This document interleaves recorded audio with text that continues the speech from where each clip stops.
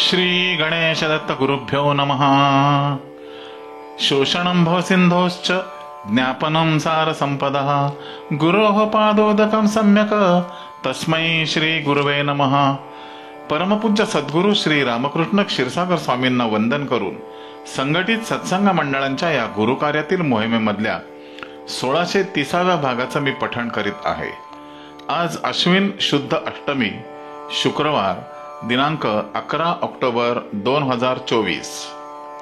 उपदेशामृत संग्रह भाग 7 या ग्रंथातील भगवान श्री दत्तात्रय सत्संग मंडळ मुंबई दिनांक 6/2/1993, बैठक क्रमांक 157, परमपूज्य सद्गुरू श्री रामकृष्ण क्षीरसागर स्वामी श्री क्षेत्र गाणगापूर आनंद यात्रा यावेळी भक्तांशी केलेल्या हितगुजाचे मी पठण करीत आहे।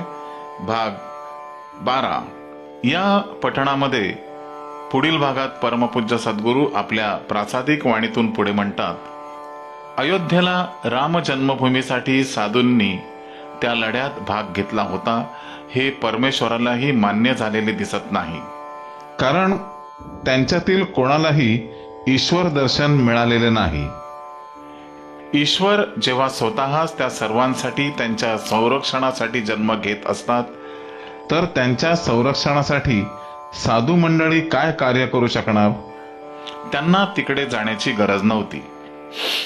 तुम्ही जेव्हा एकटेच तुमच्या घरात असता व बाकीचे सर्व बाहेर निघून गेलेले असतील, तर तुम्ही कसे सतत जागृत असता, तसेच आम्ही त्याची सदैव आठवण काढीत असतो व त्याच्याबाबत जागृतही असतो। आम्ही जागृत राहिल्याने त्यालाही जनकल्याणासाठी जागे राहावे लागते। आम्ही त्याच्या कार्याची सदैव आठवण ठेवतो। सर्व जीवन हे त्याच्यासाठी समर्पित केलेले असते। तोच तशा ध्यासाची माणसं निर्माण करतो। तुम्हा सर्वांना ईश्वराची साक्ष अनुभवाला आली तर योग्यच, नाहीतर हे जीवन फुकट समजायचे। ईश्वरी शक्तीमुळे ही माणसं जागृत असतात। ही निर्मिती त्यानेच केलेली आहे। तुम्हाला मी कधीच विसरणार नाही। तुम्हाला हे सर्व विनासायास मिळाले आहे, ते तुम्ही सर्वांनी व्यवस्थित काळजीपूर्वक सांभाळा। कलियुग सुरू असल्याने कलीच्या प्रभावाने अशी माणसं आता भूमंडळावर कमी आहेत। त्यामुळेच हल्ली नवीन संकटे, निसर्गाची अवकृपा होत असते। जिथे पैसा व विज्ञान जास्त आहे तिथेच संकटे जास्त आहेत।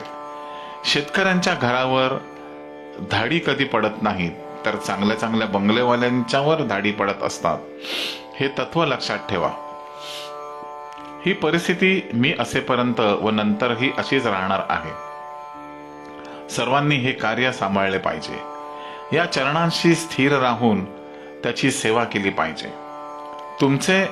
तुमच्या सर्वांचे पुढे चांगलेच होईल, हे सर्व माझ्या मुखाने तीच शक्ती बोलत आहे। हे बोलण्यासाठी त्या शक्तीनेच माझी निवड केली आहे। तुम्ही इतर कोणाचेही ऐकू नका, गुरु परंपरा सोडू नका, मूळ आधाराला सांभाळा। असे अधिकारी पुरुष संपूर्ण भारतात केवळ 10-5 असू शकतील। विश्वव्यापकता हा गुण या शक्तीचा असल्याने हे असे घडते। ही शक्ती केवळ ब्राह्मणांच्याच उदरी जन्माला येते। इतर ठिकाणी संत येत असतात, त्यांनाही ज्ञान व शक्ती असते, परंतु काया फार पवित्र असेल तरच गुरुस्वरूप येते। ते जर नसेल तर तसे होत नाही। जसे रंगामध्ये ता, ना, पी, ही, नी, पा, जा असे निरनिराळे रंग ओळखता येतात, तसेच गुरु व संत हे ओळखता येतात। सर्वसामान्य माणसांच्या दृष्टीने अशा सर्व व्यक्ती थोरच असतात। गुरु ही परंपरा आहे।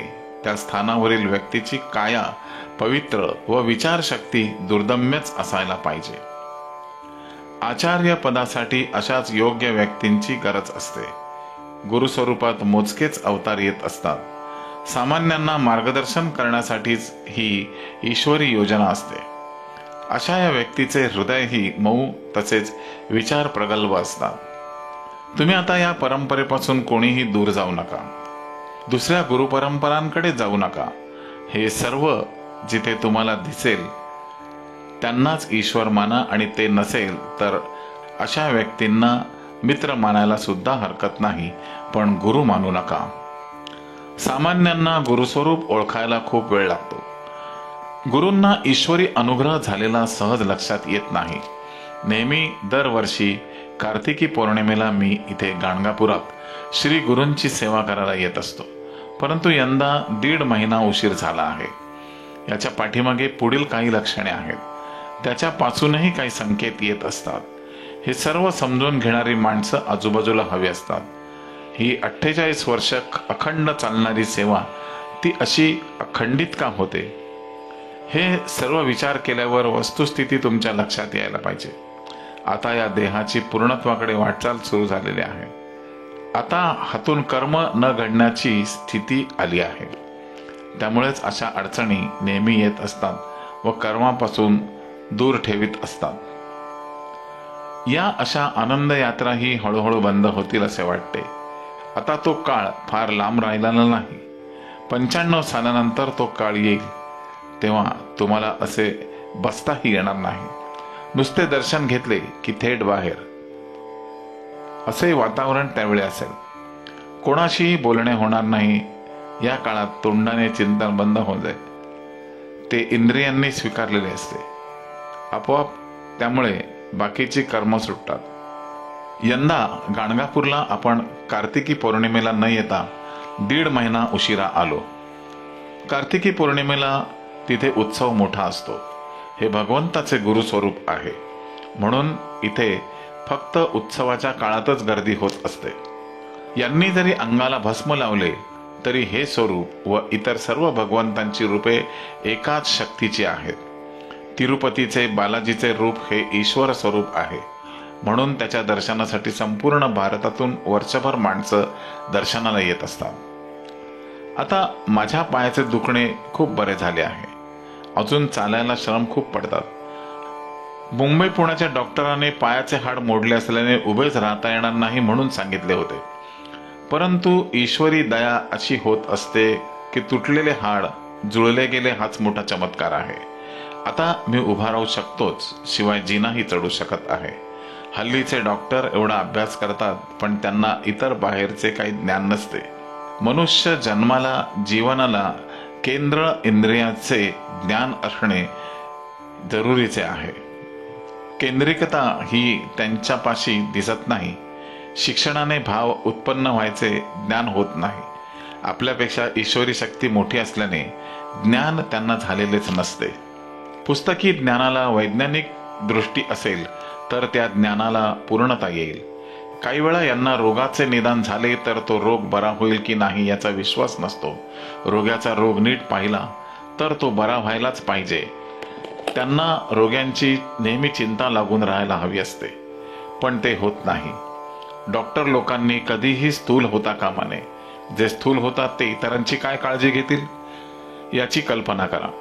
शिक्षकांच्या बाबतीतही तेच असते. तसेच आहे. त्यांनाही प्रत्येक विद्यार्थ्याची काळजी असणे जरुरीचे असते.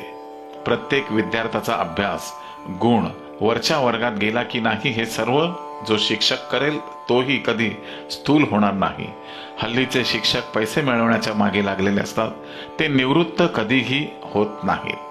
श्री गुरुदेव दत्त. गुरुबंधू आणि भगिनीनो, या हितगुजाच्या पुढील भागाचं पठण उद्या सकाळी 6 वाजता. आजचे हे पठण सद्गुरूंच्या चरणी सादर अर्पण. पुन्हा भेटूया उद्या सकाळी 6 वाजता. श्री गुरुदेव दत्त.